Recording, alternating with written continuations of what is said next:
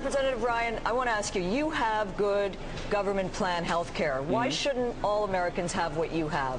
I have good private sector health care. We do not have a public sector. We don't have a public option. Plan. Yes, that's right. The federal employee plan, a list of private plans to choose from to select, and my employer, you, the taxpayer, pays for a portion of that, of these private plans. With a public plan option. There is no public plan option in the Federal Employee Health Benefit Plan. You're mistaken on that point.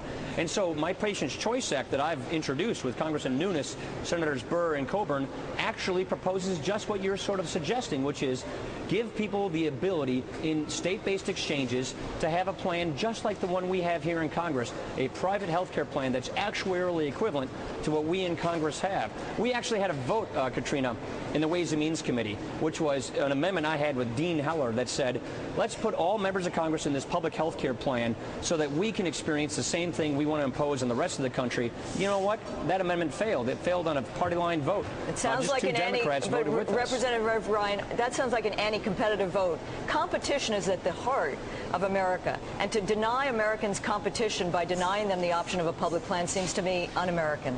You know what's weird about that line right there, Katrina, is I know you and others are very much in favor of a single-payer plan, which is obviously to deny competition and have the government run it all.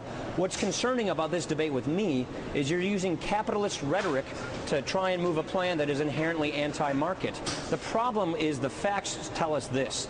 The public plan option quickly becomes a government-run monopoly, and the reason is the public plan has so many inherent advantages against the private sector that the private sector can't fairly compete. And what the actuaries are telling us is in a few short years, the public plan option displaces the private sector. Employers dump their employees on the public plan, and then they have no choices but the public plan. And so let's not try and sell a government-run plan using free market rhetoric. Let's have an honest debate about what this bill's all about. Congressman Ryan, I want to come back to this conversation, and while you're in Wisconsin next month, I hope you'll join us from Wisconsin, because I'd like to continue this conversation. If you're willing to come to Wisconsin, we'd be happy to have you. Would love to do that, or at least do it via satellite. Thank you for joining us today. Very much appreciate it.